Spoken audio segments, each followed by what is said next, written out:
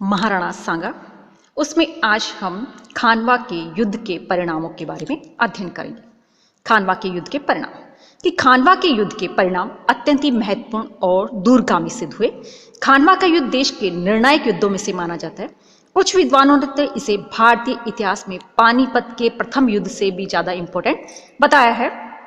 राणा सांगा की ये पराजय केवल राजस्थान के लिए नहीं बल्कि संपूर्ण भारत के लिए प्राणघातक सिद्ध हुई।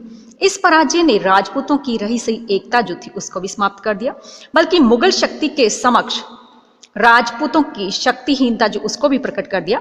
खानवा की पराजय के बाद अगले 200 वर्षों तक राजपूत शासक राजपूत संघ का निर्माण नहीं कर पाए और इस युद्ध के बाद मुगलों को इतने विशाल पैमाने पर किसी भी संगठित शक्ति ने चुनौती नहीं दी थी। इस पराजय के बाद कई वर्षों तक राजस्थान का मुगलों के साथ कोई संपर्क नहीं रहा और राजस्थान विजय के लिए मुगलों के प्रयत्न अकबर के सिंहासन रूढ़ होने के बाद ही आरंभ हुए। Doctor SR. शर्मा ने लिखा है कि राजपूतों की सर्वोच्चता का भय जो कि गत 10 वर्षों से मंडरा रहा था वह अब हमेशा के लिए समाप्त हो गया। डॉक्टर रघुवीर सिंह जी उन्होंने भी लिखा है कि राजस्थान के पूर्व आधुनिक इतिहास का मुगल कालीन भाग खानवा के युद्ध से ही प्रारंभ होता है। खानवा के युद्ध के फलस्वरूप राजस्थान की बदली हुई राजनीतिक परिस्थिति के कारण ही आगे जाकर राजस्थान पर मुगल जो उनका आधिपत्य हो पाया। पानीपत की विजय ने तो बाबर को दिल्ली और आगरा का ही शासक बनाया था और इन पर भी उसका अधिकार जो था पूरी तरह से सुरक्षित नहीं था, किंतु खानवा की विजय ने उसे सांगा के भय से मुक्त करके उसे उत्तरी भारत का निष्कंटक शासक बना दिया। अब बाबर के लिए अफगान सरदारों को जो कि उन्हें परेशान कर रहे थे, जिन्होंने पानीपत के युद्ध में पराजित होने के बाद देश के विभिन्न भागों में संगठित होना और सिर उठाना आरंभ कर दिया था, उनको दबाना बहुत ही आसान हो गया था। अब अफगानों को भी राजपूतों के सहयोग की आशा जो वो खत्म हो गई थी, क्योंकि उन्होंने भी अनुभव कर लिया कि अब राजपूत स्वयं अपनी रक्षा नहीं कर पाएंगे तो वो दूसरों की रक्षा कैसे कर सकते। इसलिए उन्होंने राजपूतों के सहयोग के बजाय मुगलों को भारत से खदेड़ने की आशा यानी कि राजपूतों के सहयोग के साथ मिलकर मुगलों को बाहर खदेड़ने की आशा जो उसको छोड़ दिया और राजस्थान के लिए इस युद्ध के परिणाम जो थे वो अच्छे नहीं साबित हुए।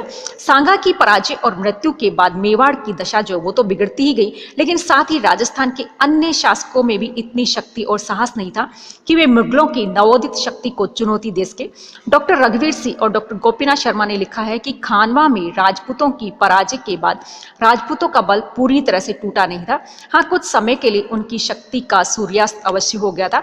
डॉक्टर गोपीनाथ शर्मा ने लिखा है कि इस युद्ध से बाबर ने सबक सीखा और उसने फिर कभी राजस्थान पर आक्रमण करने का विचार नहीं किया। इस युद्ध में राजपूतों को मुगलों का रण चातुर्य एवं सैनिक व्यवस्था देखने का अवसर मिला। तोपखाना और गतिशील अश्वारोहियों का प्रभाव भी उन्होंने देखा, लेकिन युद्ध प्रणाली के इन परिवर्तनों को देखकर भी उनकी उपेक्षा की।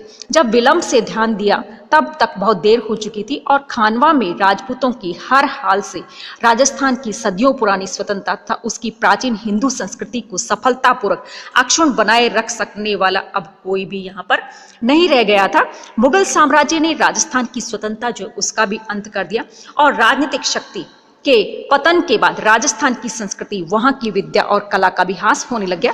नए नए प्रभाव उन पर पड़ने लगे तथा विदेशी भावनाओं से वे अछूते नहीं रह सके, जिससे आगे चलकर उनका मध्यकालीन स्वरूप ही बदल गया और सुदृढ़ विदेशों से आने वाले इन विदर्भी आक्रमणकारी मुगलों ने राजनीतिक एकता के साथ ही साथ धीरे धीरे समस्त राजस्थान की संस्कृति साहित्य में एक अनोखी समानता जो वो भी उत्पन्न कर दी।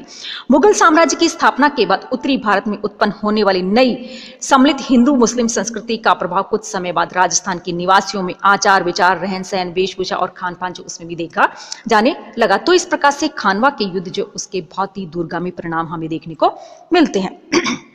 अगली बात आती राणा सांगा की मृत्यु कि घायल राणा सांगा को पालकी में डालकर मेवाड़ की ओर ले जाया गया, परंतु बसवा पहुंचने के पूर्व ही सांगा को होश आ गया और वह पुनः युद्ध स्थल जो उसमें जाने के लिए तैयार हुआ और उसने साथी सरदारों ने उसे खानवा युद्ध में के सर्वनाश और राजपूतों की पराजय जो उसके बारे में बताया तो कहा जाता है कि उसे बहुत ही गहरा धक्का लगा।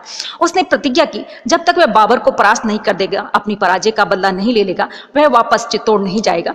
जैसे ही वह ठीक हुआ वह पुनः बाबर का सामना कर पिछली पराजय का बदला लेने के लिए तैयार हो उठा। अतः जब उसे सूचना मिली कि बाबर जनवरी 1528 ईस्वी के प्रारंभ में कालपी से सेना सहित चंदेरी पर आक्रमण करने हेतु बढ़ा चला आ रहा है, तब राणा सांगा भी मेदिनी राय की सहायता के लिए सेना सहित चल पड़ा। लेकिन रास्ते में ही उसकी तबीयत खराब हो गई और 30 जनवरी 1528 ईस्वी को उसका देहांत हो गया।